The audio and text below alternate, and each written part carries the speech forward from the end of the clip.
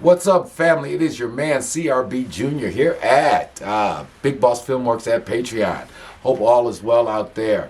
We're going to really be sharing a lot of our business anecdotes, and not just the 25 years of business experience that I have entrepreneurially. As you know, I come from a family of hustlers and a family of entrepreneurs, so we're not going to just bring my stories and experiences and resources to bear here at Big Boss, but my family and friends and our whole entrepreneurial network, along with the fact that I believe, like any good businessman or entrepreneur, I'm in the school of lifetime learning. I'm always searching out new content, new ways to learn different things about being in business, because one thing about being in business is the game don't never stay the same. Business is business, but the different ways of doing business continue to evolve. So with that said, I want to give credit where credit is due. It's a brother who's got a show. He's a South African orator by the name of Vusi. And I believe his show is called Suits and Sneakers. So anyway, the brother was kicking out a story about most entrepreneurs or business people don't understand that in the course of your business life, you're going to have 3 near-death experiences. And when he said it, it just really rang out to me. And so I'm going to try to break it down maybe in a little more layman's term, what the brother was saying when he was talking about 3 near-death experiences when you're in business. A near-death experience when you're in business is rent is $3,000 a month. Payroll is $3,000 a month. And you've got inventory that you've committed with the UPS man pulling up, to give you just a retail analogy, of $4,000. So you got a $10,000 exposure that you need to have on Monday to pay your payroll, pay your rent, pay for your inventory. And it's Friday and you got $2,000 in the bank, right? So you've got $8,000 committed in 72 hours, and you got $2,000 in hand, and your shop needs to generate $8,000 between Friday, Saturday, and Sunday, so when Monday morning comes, you can pay your people, you can pay the landlord, and you can pay for the inventory.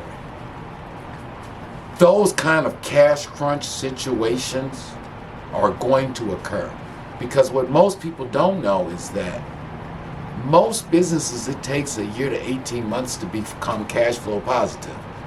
That it takes a year to 18 months before really more money is coming in on a regular basis than is going out.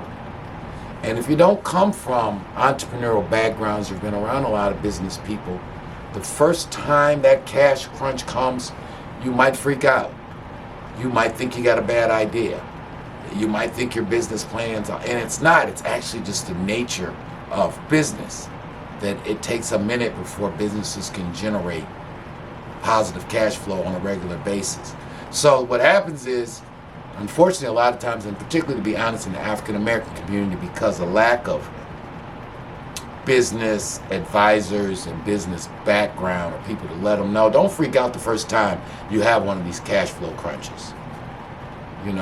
It may come out to, you might end up having to borrow a couple dollars come Monday to make all of it come together, to cover your payroll, to cover your rent, and to cover your inventory.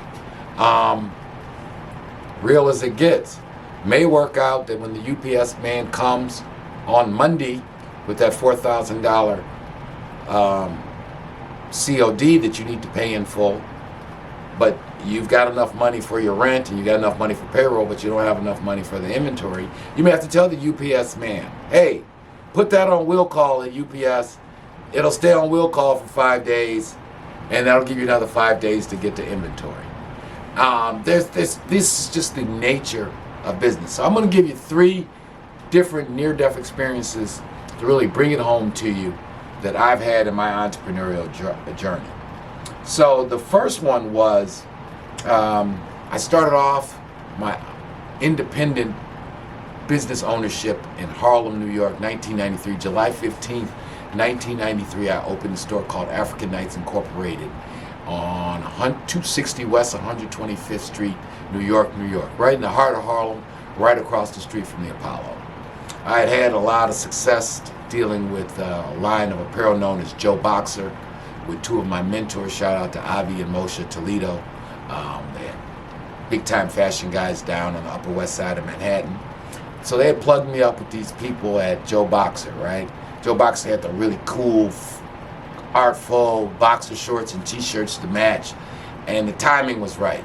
So nobody uptown, up in Harlem, really was at this time. Joe Boxer was only for like trendy, Fifth Avenue kind of upscale, corporate kind of people were buying Joe Boxer. But I had an instinct that this thing would work in an urban area, in an urban city. So I bring it up to 125th Street. Immediately, the line blows up. I'm doing a freak of nature. So I'm like cash flow positive within 90 days, which again, seldom happens. But I did what is a lesson to be learned not to do. Instead of doubling down and buying more Joe Boxer, I start taking my Joe Boxer profits and start buying other lines. I wanted to do some Timberland stuff. I wanted to do some Dan-skin women yoga pants stuff.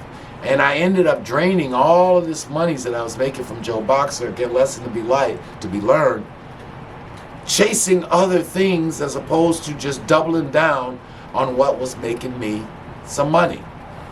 Eventually, this goes on long enough to where I no longer can buy even the levels of Joe Boxer that I started off buying because I've spread myself so thin. And now the market had began to change. Other people up in Harlem had started not necessarily selling Joe Boxer, but the whole boxer short phenomenon. Tommy Hilfiger was coming out with boxer shorts, and Nike and Ralph Lauren and other people. Joe Boxer no longer had this boxer short business all to itself, which meant I didn't have the market all to myself. So now I've chased all these other different lines. I've depopulated my own Joe Boxer inventory. Sales are beginning to drop, and we're having this near-death experience. Rent is still due. Staff still needs to be paid.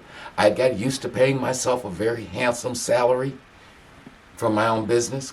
That's another lesson we're going to talk about, is learning to pay yourself a salary. And I'm starting to wonder, this could be it. I don't know if there's no recovery. My bread and butter I had neglected, which was Joe Boxer. I really hadn't found another line to replace it. And I was fortunate enough, though, and this story ends with a happy ending. The market was changing. A mutual friend came along and told me about a connection he had with a line of clothes called Coogee sweaters. The ones Bill Cosby was wearing, and the ones, of course, the notorious B.I.G. Biggie Small would make famous. And I got Coogee sweaters now, and I started doing better now. But it was definitely a near-death experience. Here at Big Boss, we had another, looking back, we didn't know, I don't think me or Lou realized at the time it was going on, we were having a near-death experience. But there was a point after we launched the first book, Motown Mafia, Memoirs of a Kingpin's Kid, right? Book does well. We come out the gate. We're partnering with Amazon. Things are going well, lovely. We're hitting the Chitlin circuit. We're going around selling books, right? We follow this up with the accompanying documentary, Motown Mafia, the story of Eddie Jackson and Courtney Brown, right? Doc comes out. There's still the DVD world out there. We're negotiating. We win some awards at some film festivals. DVD world is still there. Even though the bootleg man is killing me and Lou and us at Big Boss, we're still able to sell our DVDs at local mom and pop shops. You had Black Star up in Harlem. You had Black and Noble. Shout out to those guys out in Philadelphia. You still had some outlets. But then Amazon puts all the bookstores out of business. There's a lot more competition selling self-published books online. the world goes away from DVDs. No one has a DVD player anymore. Is even doing DVDs. And we're in this situation where we have this content, we've got this doc, we've got these books, but we really don't have a real path to get them to the public. And this is like 2012, 2013, 2014. We hung in there. Those months were lean at Big Boss. Our partners out in Cali were on top of it. The world had changed. Digital distribution opened up. We ended up partnering with a major digital distribution company, and we kind of never really looked back from that near-death experience. But there was about a 2-year period where we really didn't know where the revenues were going to come from. Now, of course, streaming and being able to make content and get it directly to the public, and of course, we got Motown Mafia up on digital platforms, up on Amazon Prime, up on iTunes, up later on Tubi TV. Then we went into obviously the podcast business and directing and making content directly about our story and things. But there was a period in there where we were just really doing some internet radio. And internet radio, it was just that in-between time, the end of DVD, but streaming hadn't really took off yet. And we survived it. And that's why we're here talking to you now. But it was assuredly a near-death experience. And even one of my retail great success stories, Hall of Fame. We started off with a kiosk at the mall, and then we went into an online store at the mall. Really overexpanded. Looking back, I was probably paying myself too much of a salary. Probably had overhired. I had 4 girls working at the kiosk, another 4 people working up at the store. My payroll was ballooned. Rents at the mall were high. I'm overpaying myself. And before I know it, going into the Christmas season, the bank account had dwindled really, really dangerously low. But God is good. Christmas season came. We banged ourselves out. But I'm telling you, before that week, before Christmas, it was very much, again, a near-death experience. So, lesson to be learned, what I want to convey to your family, when you reach those cash flow crunches in your business, don't freak out. It's natural. It's normal.